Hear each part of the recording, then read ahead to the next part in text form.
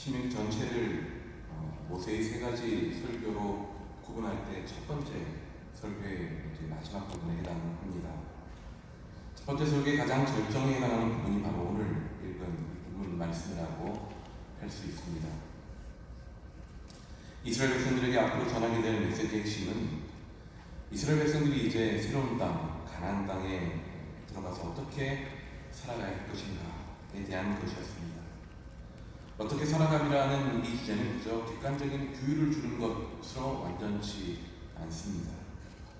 주어진다 해도 그 주어진 것이 나하고 무슨 관계인지가 내 속에서 명확하게 이해가 되어져야 그 주어진 규율은 내 삶 속에 살아내질 수 있는 것이겠죠. 아이들이 특별히 부모의 말에 귀를 기울이고 그 말을 따르는 이유가 무엇입니까? 그 아이는 그분이 나의 부모라는 이해가 있기 때문입니다. 그분은 나에게 이러한 얘기를 할 수 있는 분이라는 신뢰가 있기 때문이죠. 우리가 다른 교회가 아닌 다운스프링 장로교회를 섬기고 또 교회를 위해 아낌없이 모든 것을 헌신하는 것은 교회 공동체와 나와의 관계에 대한 특별한 그러한 관계성에 대해 우리가 스스로 인정할 만한 이유를 내 안에 가지고 있기 때문입니다. 아무리 옆에서 강요하고 아무리 옆에서 좋은 말로 얘기해도 또는 아무리 누가 말려도 내 안에 그러한 분명한 관계성에 대한 인식이 있다면 우리는 그 교회를 섬기고 헌신하게 되는 것이죠. 하나님은 단지 문자적인 어떤 관계성을 가진 규율로서의 율법을 강조하지 않으셨습니다. 모세를 통해 강조하신 부분들을 보면 하나님은 이스라엘을 향한 특별한 사랑을 가지고 계셨음을 보게 되죠. 단지 이스라엘을 통제하기 위한 수단이 아니었습니다. 또는 하나님의 뜻을 이루기 위한 그러한 방법으로 선택한 사람이 아니라는 것이죠. 그 사람의 우리가 앞에서 읽지는 않았습니다만 4장 7절과 8절에서 이렇게 말씀하는 부분이 나옵니다. 오늘 저희가 좀 앞부분을 몇 군데 좀 찾아볼 건데요. 좀 성경적으로 좀 펼쳐놓으시고 보시면 도움이 되실 것 같습니다. 7절과 8절에서 이렇게 말씀합니다. 우리 하나님 여호와께서 우리가 그에게 기도할 때마다 우리에게 가까이 하신 것 같이 그 신이 가까이 함을 얻은 큰 나라가 어디 있느냐. 오늘 내가 너에게 선포하는 이 율법과 같이 그 규례와 법도가 공의로운 큰 나라가 어디 있느냐. 다시 말하면 기도할 때마다 하나님은 이스라엘에게 가까이 다가오셨고 이스라엘에게 주어진 하나님의 율법만큼 바른 규례와 법도를 가진 그러한 민족도 없다라는 것을 이렇게 표현하고 있습니다. 그야말로 하나님께서 허락하신 가장 큰 사랑의 결과가 부인할 수 없는 크고 특별함으로 이스라엘에게 주어진 것입니다. 특별함. 오늘 함께 나누는 이 말씀 속에는 이 특별함이라는 단어가 특별히 많이 나옵니다. 특별한 것을 싫어하시는 분은 별로 없으실 겁니다. 누가 나를 좀 특별하게 대해주는 것을 좀 약간 거북하게 처음에 느낄는지 모르겠지만 이 특별하게 누군가가 나를 생각해 준다는 것은 곰곰이 생각해보면 참 감사하고 귀한 일입니다. 1년에 아이들 학교에 그게 끝날 무렵 되면 그냥 선생님들께 감사를 표하는 걸 합니다. 그런 예전에 한국에서 많이 하던 그런 촌지를 돌리고 이런 게 아니죠. 이것은 굉장히 정말 소소한 것으로 감사를 표합니다. 그것을 통해 참 많은 걸 배우는데 아이들이 직접 다 이렇게 카드를 만들어서 쓰기도 하고요.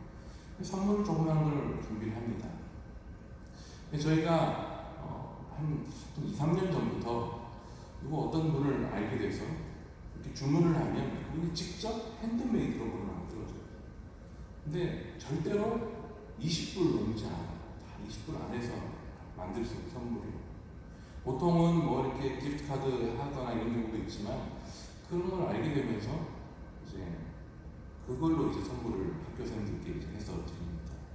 거기다 직접 그 선생님 이름도 집어넣기도 하고, 올해 저희가 우리 아이들 선생님들한테 했던 선물은 치즈 도마 같은 거죠. 조그마한 치즈 도마.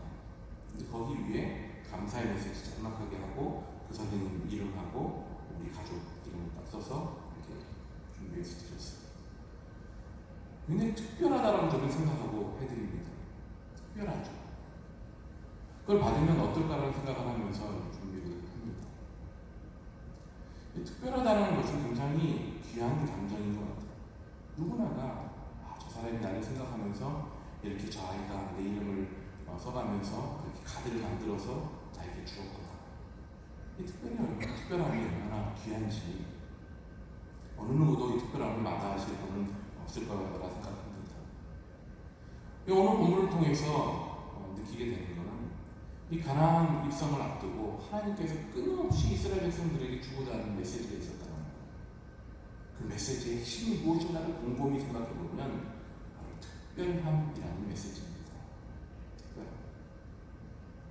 물론 오늘 설교의 시작을 이스라엘이 받은 특별함의 은혜, 하나님께서 이렇게 이스라엘 백성들을 특별하게 생각하셔서 기도에 응답하여 주시고 또한 정말 이 하나님께서 주신 율법처럼 정의롭고 공의롭고 바른 그러한 율법을 그들이 받았다라는 그 특별함을 받았다는 것으로부터 제가 설교를 시작했습니다만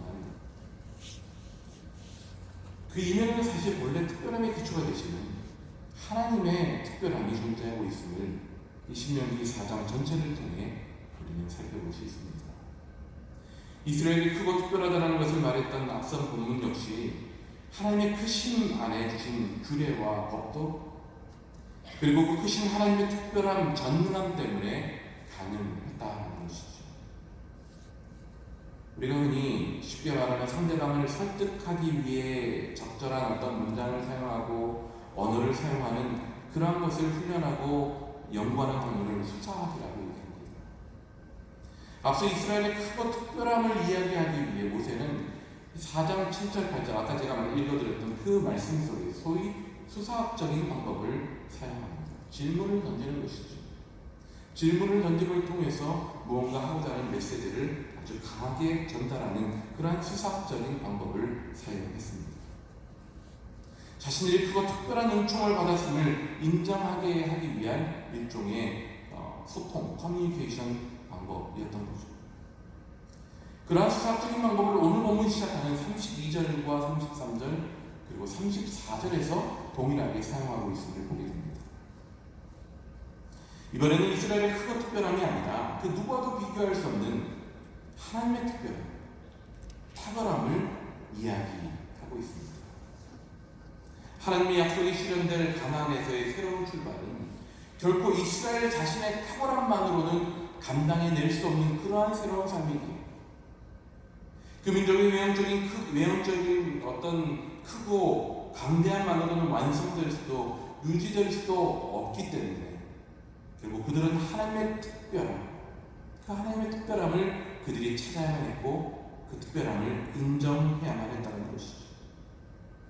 하나님이 궁극적으로 품으셨던 계획은 온 열방을 향한 복의 통로로 이스라엘 민족이 쓰임받을 수 있게 그렇게 세우신 것이었습니다. 그렇게 특별한 존재로 세우신 것, 그런 특별한 마음을 가지고 계신 하나님을 그들로 하여금 찾게 하는 것이 하나님의 가장 큰 목적이었다는 거죠. 오늘 본문을 보면 하나님이 어떻게 특별한지를 몇 가지를 설명을 하고 있습니다. 32절에서 이렇게 말씀하고 있죠. 내가 있기 전 하나님이 사람을 세상에 창조하신 날부터 지금까지 지나간 날을 상고하여 보라.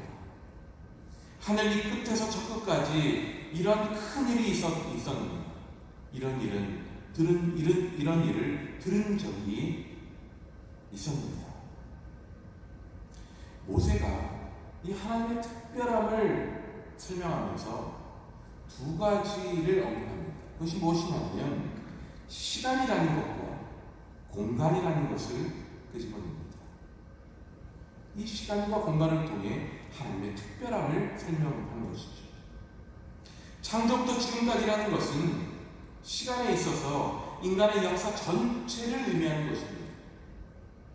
하늘 이 끝에서 저 끝이면 무엇을 말하는 것일까? 하나님이 창조하신 이 온 우주를 의미하는 것이죠. 모세는 분명한 확신에 차 있었습니다.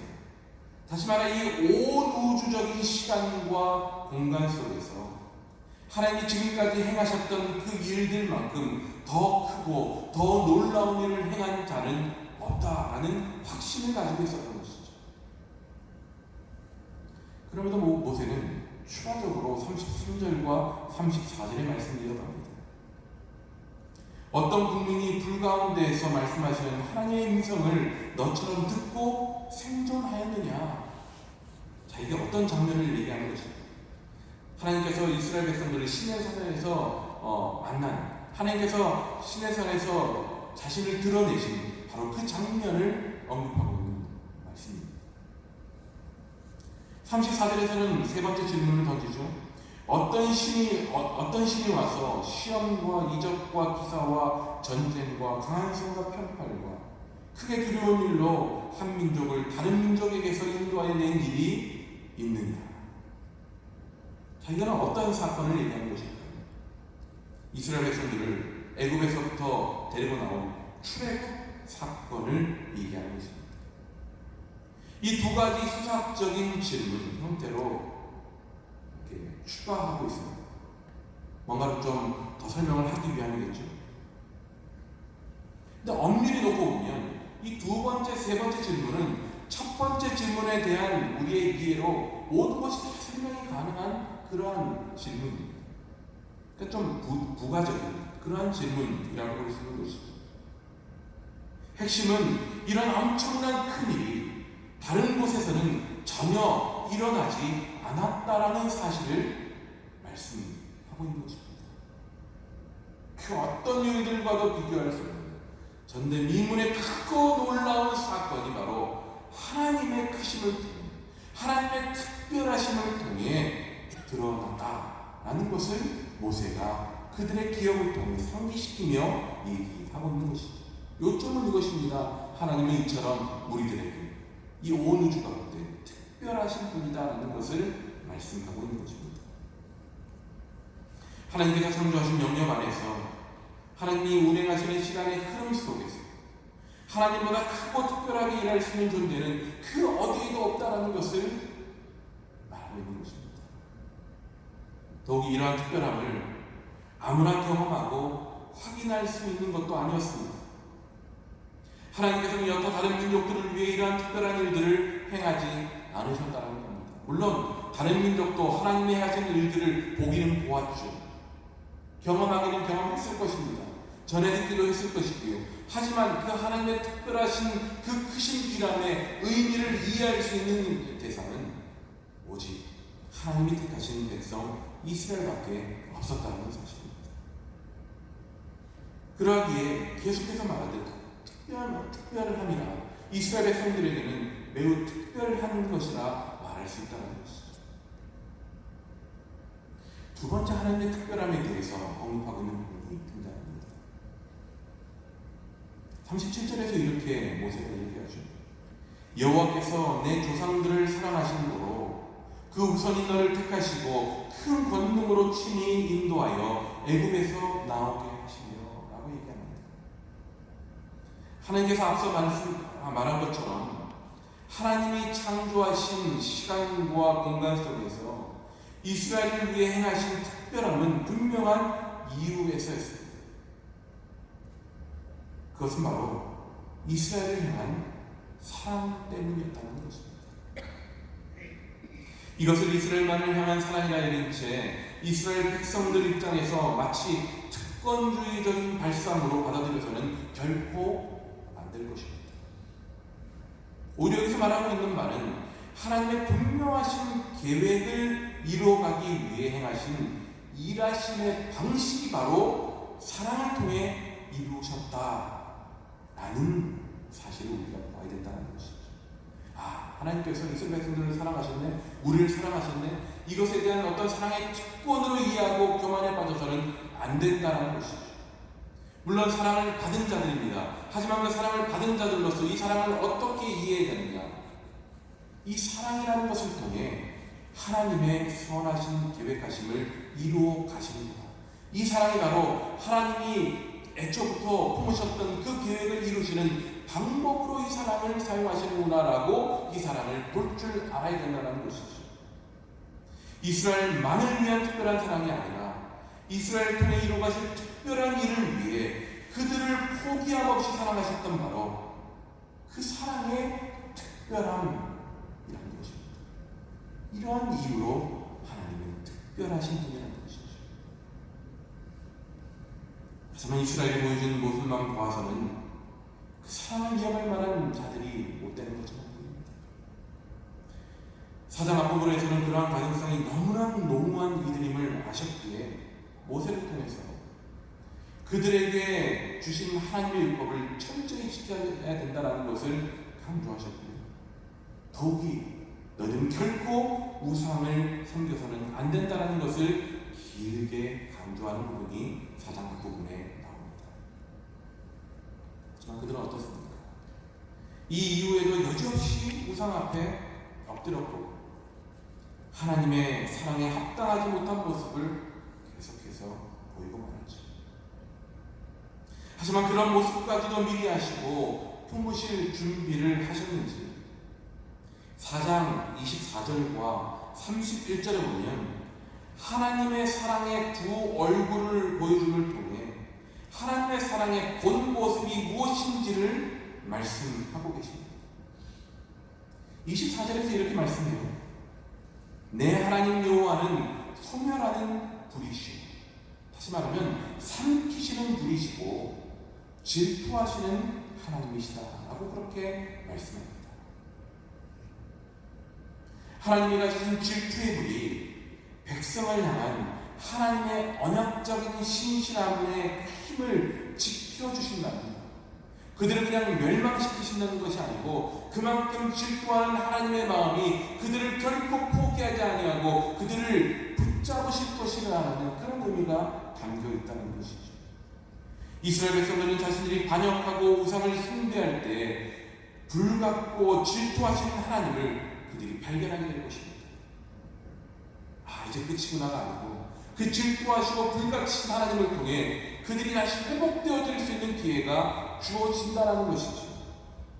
그렇게 하나님 안에서 다시 돌이켜 회개하기 시작할 때 4장 31절에서 나오는 하나님의 또 다른 모습을 보게 될 것입니다. 내 하나님 여호와는 자비하신 하나님이시라. 그가 너를 버리지 아니하시며 너를 멸하지 아니하시며 내 조상들에게 맹세하신 언약을 잊지 아니하시리라. 잊지 않으시고 다시 용서하시고 약속을 이루어 가시는 하나님을 만나게 된다는 것이죠. 불같으신 하나님, 질투하신 하나님, 이것이 31절에 나오시는 용서하시고 끝까지 지키시는 하나님과 대비되는 모습이 아니라는 것이죠. 아니라는 것이죠. 이것이 함께함을 통해 이것이야말로 진짜 하나님의 사랑이구나를 깨닫고 확인할 수 있게 된다는 것입니다. 결코 포기하지 않으시는 하나님을 만나게 된다는 것이죠. 이런 하나님의 사랑이 하나님의 특별함을 우리들에게 증거하신다는 것입니다. 이런 특별함의 이유가 무엇인지 오늘 본문을 계속해서 말합니다. 이스라엘이 이 특별함을 만든 것이 아니라는 것이죠. 아무리 인간이 특별하게 만들려 하여도 하나님께서 그 특별함을 주시지 않으시면 결코 불가능한 것입니다. 하나님께서 이스라엘을 향해 이러한 특별한 하나님을 계시하시는 그 두 가지 이유 때문이었습니다. 오늘 보면 35절과 36절이 바로 그 두 가지 이유를 그대로 설명해 주고 있습니다. 35절에서 이렇게 말씀하시고 이것을 내게 나타내심은 여호와는 하나님이시요 그 외에는 다른 신이 없음을 내게 알게 하려 하시니라. 이스라엘과 하여금 오직 하나님만이 그들이 믿고 의지할 주님이요 그들이 예배하고 따라야 될 신이라는 것을 분명히 해주시기 위함이더라는 것입니다. 하나님께서 이스라엘 백성들에게 특별한 하나님이셨던 이유는 바로 오직 하나님만이 그들이 믿고 의지할 주님이심을 그들이 잊지 않고 기억하게 하시기 위해 하나님은 특별한 하나님으로 그들에게 다가오셨습니다. 두 번째로 36절에서 이렇게 말씀하죠. 여호와께서 너를 교훈하시려고 하늘에서부터 그의 음성을 내게 듣게 하시며 땅에서는 그의 큰 불을 내게 보이시고 내가 불 가운데서 나오는 그의 말씀을 듣게 하셨느니라. 여호와께서 너를 교훈하십니다. 하나님을 아는 만큼 하나님의 뜻대로 살게 되어 있습니다. 하나님의 특별함을 분명히 깨달은 만큼 그 특별함에 따라 살아갈 수 있게 된다라는 것이죠. 하나님의 특별한 백성으로서 은혜를 누릴 수 있게 되는 것입니다. 특별한 백성으로서의 은혜는 그저 편안하고 안락함이 아닙니다.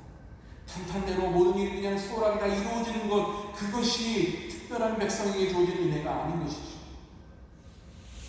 하나님이 보이시는 사랑, 하나님이 강조하신 정의와 공의, 이러한 것을 내 삶 속에서 작지만 아직은 어설프지만 살아내는 것, 그것이 특별한 백성으로서 우리가 누릴 수 있는 은혜라는 것입니다. 하나님은 바로 그런 특별한 백성으로서의 은혜를 우리가 누릴 수 있게 하시기 위해 우리에게 특별한 하나님으로 다가오신 것입니다. 이렇게 이스라엘 백성들에게 주어진 하나님의 특별함은 오늘날 우리들에게 어떻게 받아들여져야 하겠습니까? 그것은 이스라엘을 향한 특별함이고 그건 이스라엘을 특별하게 생각해 주신 것 아닙니까? 라는 선에서 우리가 그칠 수도 있죠. 하지만 분명히 오늘도 변함없이 우리를 특별하게 여기시는 하나님이 계시고 또한 그 하나님이 우리들에게도 특별한 하나님이심을 분명하게 보여주신 사건이 우리들에게 있습니다.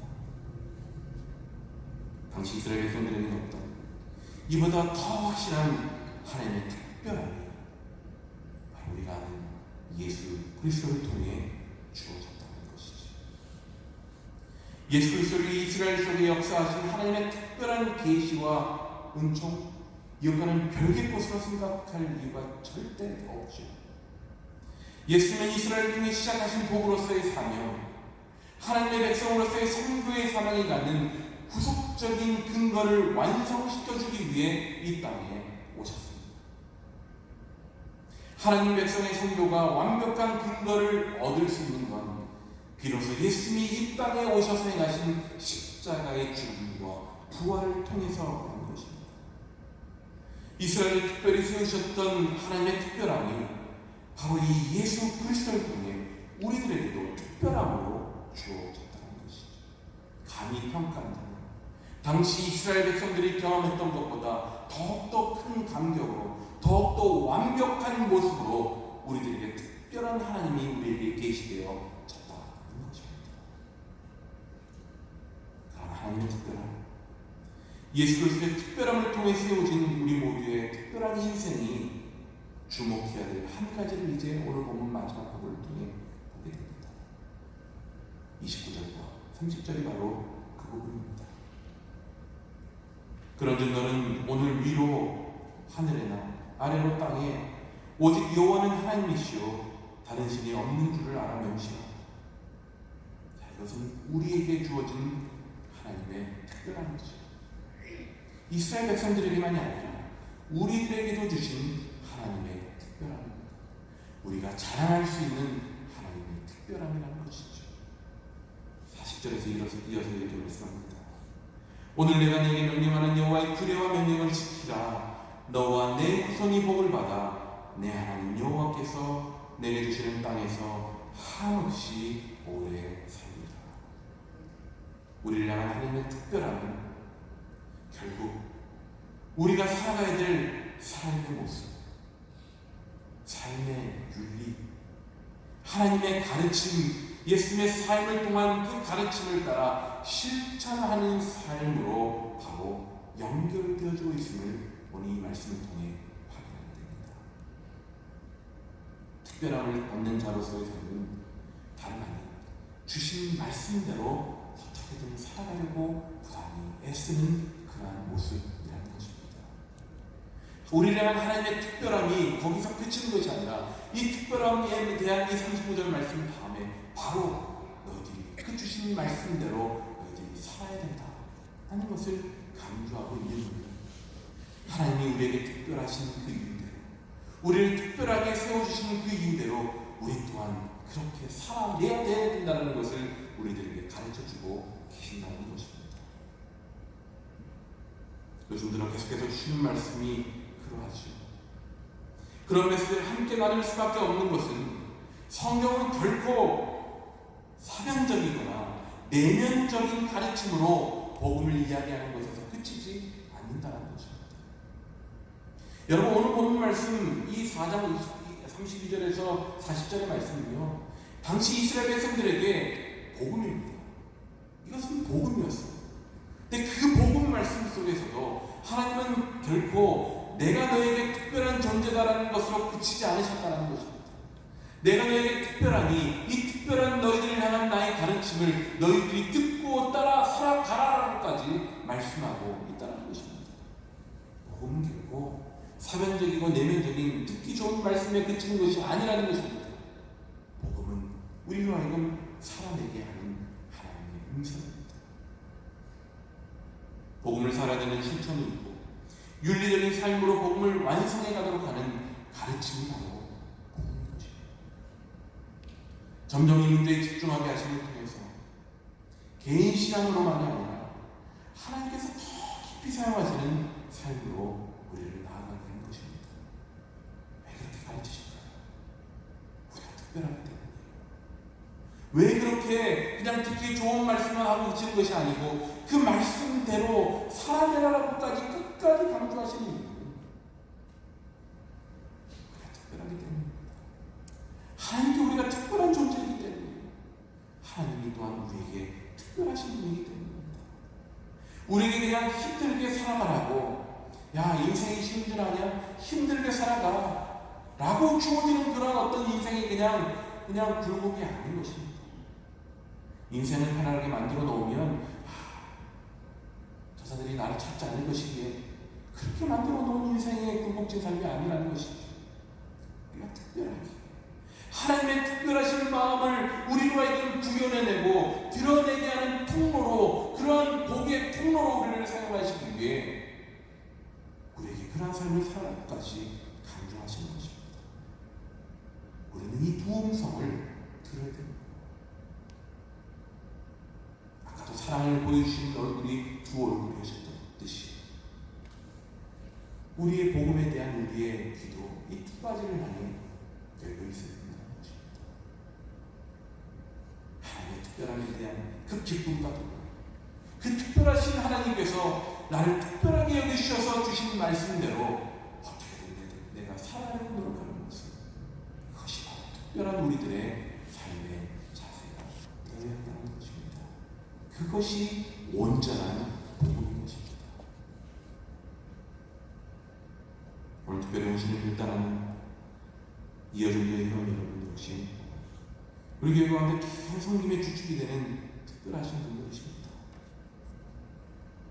늘 헌신하고 섬기실 때에도 여러분을 특별하게 부르신 그리스도의 그 사랑, 그 은혜를 결코 잊지 마시기 바랍니다. 때로는 섬기고 일하다 보면 아프기도 하고 화나는 일도 생기실 거고 억울하실 때도 있고 마음 아프실 때도 있으실 것입니다. 하지만 우리 안에 하나님의 특별함, 그리스도의 특별함을 허락하심으로 나를 특별히 세우셔서 이렇게 섬기고 실천하는 자리에 세우셨음에 감사함으로 지금 섬기시는 자리 더 기쁨으로 감당하시기를 소원합니다. 그렇게 특별한 마음 품으시고 섬기실 때 이전보다 더 특별한 은혜들을 경험하게 되실 것입니다. 우리 공동체가 하나님의 특별함, 예수님의 특별함을 분명히 깨닫고 발견하고 그 특별함을 통해 가르쳐 주신 것들을 하나씩 살아내는 생명이 있고 건강한 공동체 되기를 소원합니다. 더불어서 우리 자녀들에게 나는 특별하다라는 이 메시지를 결코 소홀히 하지 마시기 바랍니다. 너희들은 특별하다, 너희들은 특별하다라는 이 메시지를 끊임없이 우리 자녀들에게, 우리 손녀들에게 얘기하시기 바랍니다. 왜냐하면 그들은 정말 특별하기 때문에 내가 특별하다, 그들을 특별하게 세우신 하나님을 기억하시고 우리 자녀들에게 특별하다 축복해주는 은혜가 넘쳐나는 우리 공동체 되어지기를 간절히 소원하고 축복합니다.